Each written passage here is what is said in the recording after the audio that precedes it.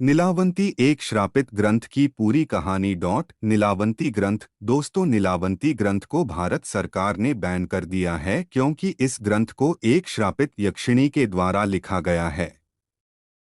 ऐसा माना जाता है कि जिसने भी लालचवश इस किताब को पढ़ने की कोशिश की उसकी मृत्यु हो गई या फिर वह पागल हो गया। जब बहुत सारे मामले आने लगे तो भारत सरकार ने ग्रंथ को पढ़ने पर पूरी तरह से बैन लगा दिया। नीलावंती एक श्रापित ग्रंथ की पूरी कहानी। दोस्तों, यह बहुत समय पहले की बात है। उत्तर प्रदेश के एक छोटे से गांव में एक आदमी था। उसकी एक पत्नी और एक छोटी सी बच्ची थी। जब वह बच्ची 5 वर्ष की हुई तो उसकी मां की मृत्यु हो गई। इस बच्ची का नाम नीलावंती था। नीलावंती की मां की मृत्यु के पश्चात नीलावंती के पिता ने उस गांव को छोड़ दिया और नीलावंती को लेकर दूसरे गांव में चले गए। दोस्तों, नीलावंती के पिताजी को आयुर्वेद का अच्छा खासा ज्ञान था। नीलावंती भी अपने पिता से आयुर्वेद का ज्ञान लेती थी। नीलावंती के अंदर एक खासियत थी कि वह पेड़ पौधों, जानवरों, पशु पक्षियों सबकी भाषा समझती थी।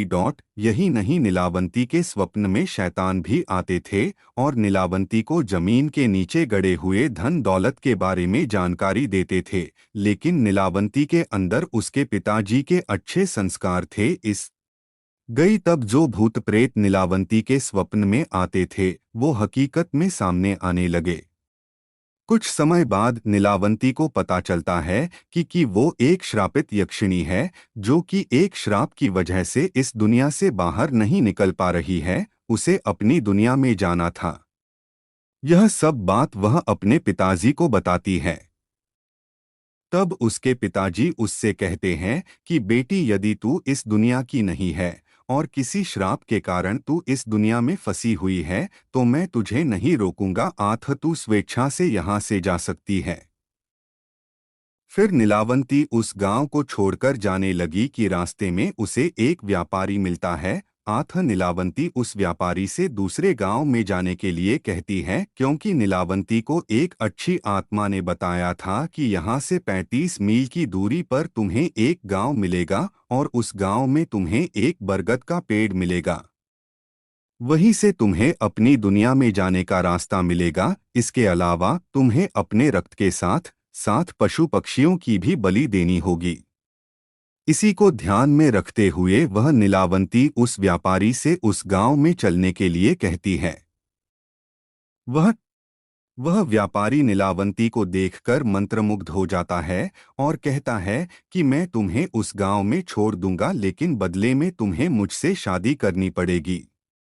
नीलावंती ने व्यापारी के सामने मुस्कुराते हुए कहा कि ठीक है, मुझे मंजूर है, लेकिन मेरी एक शर्त है कि रात के समय मैं तुम्हारे साथ नहीं रहूंगी। मैं कहाँ जाती हूँ, क्या करती हूँ, इसके बारे में तुम मुझसे कुछ नहीं पूछोगे।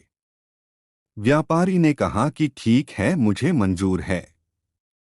उसके बाद वह व्यापारी नीलावंती को अपने बैलगाड़ी में बिठाकर उस गांव में ले गया।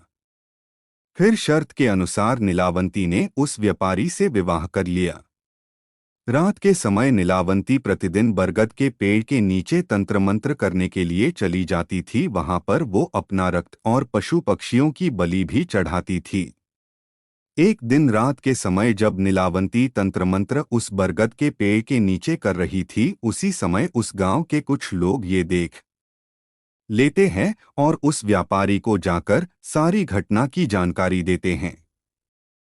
जब अगली रात को नीलावंती अपने समय के अनुसार रात में तंत्र साधना के लिए निकलती है तो उसके पीछे पीछे वह व्यापारी भी चला जाता है और नीलावंती को तंत्र साधना करते हुए देख लेता है। अगले दिन नीलावंती के स्वप्न में शैतान आता है और उससे बताता है कि नीलावंती, कल जब तुम तंत्र साधना के लिए बरगद के पेड़ के नीचे जाओगी, उसी समय बरगद के पेड़ के बगल से जो नदी बहती है उस नदी में तुम्हें एक लाश बहती हुई दिखाई देगी। उस लाश के गले में एक ताबीज होगा। तुम्हें उसे खोल लेना है। गले से ताबीज को निकालने के बाद उसी नदी में तुम्हें एक नाव पर सवार आदमी मिलेगा। तुम्हें इस ताबीज को उस आदमी को दे देना है। वह तुम्हें दूसरी दुनिया के दरवाजे तक पहुंचाने में तुम्हारी मदद करेगा। उस शैतान ने नीलावंती से यह भी कहा कि तुम्हें अपनी दुनिया में वापस लौटने का सिर्फ यही एक ही चांस मिलेगा, दोबारा चांस तुम्हें नहीं मिलेगा। अगले दिन नीलावंती बहुत खुश हुई और रात के समय बरगद के पेड़ के नीचे चली गई। वह तंत्र साधना करके अपनी रक्त की तथा पशु पक्षी की बलि दे ही रही थी कि उसे नदी के किनारे एक लाश बहती हुई दिखाई देती है। नीलावंती उस लाश के पास जाती है और उसके गले में बंधे हुए ताबीज को निकालने की कोशिश करती है। उसी समय वहां पर वह व्यापारी भी आ गया जो अपने असली शैतानी रूप में आ गया था। वह ताबीज की पहली गांठ खोल पाई थी, दूसरा खोलने ही वाली थी नीलावंती कि गांव वाले वहां आ गए और नीलावंती को नरभक्षी समझकर कहने लगे कि ये दोनों शैतान हैं, ये दोनों तो सभी गांव वालों को मार डालेंगे, अतः इन दोनों को मार डालो। सभी गांव वालों ने अपने अपने हथियार लेकर दोनों को दौड़ा लिया। नीलावंती तो बच गई, लेकिन गांव वालों ने उस राक्षस को मार गिराया। राक्षस होने की वजह से वह दोबारा जीवित हो उड़ा और नीलावंती के पास आकर बोला कि तुम मुझे ये किताब दे दो जिसमें तुमने मंत्रों को लिखा है, और मुझे कुछ नहीं चाहिए। तब नीलावंती ने सोचा कि यदि यह किताब इस शैतान को मिल गया तो यह दुनिया के लिए अनर्थ साबित हो सकता है। नीलावंती ने उस किताब को श्रापित करते हुए कहा कि जिसने लालच में आकर इस किताब को पूरा पढ़ लिया उसकी तुरंत मृत्यु हो जाएगी, और जिसने इस कित दिया वह छोड़। नीलावंती ने उस किताब को श्रापित करते हुए कहा कि जिसने लालच में आकर इस किताब को पूरा पढ़ लिया उसकी तुरंत मृत्यु हो जाएगी, और जिसने इस किताब को आधा पढ़कर बीच में ही छोड़ दिया वह पागल हो जाएगा। यह कहकर नीलावंती उस किताब को लेकर भाग गई। उसके बाद नीलावंती का आज तक पता नहीं चला कि वह कहाँ गई। कुछ समय पश्चात वह किताब एक साधु को मिलती है। उस साधु के मन में किसी भी तरह का कोई लालच नहीं था। चूंकि वह किताब दूसरे भाषा में लिखी गई थी, अतः उस साधु ने उसे सरलतम रूप में अनुवाद करके लिखा ताकि सबको समझ में आ जाए।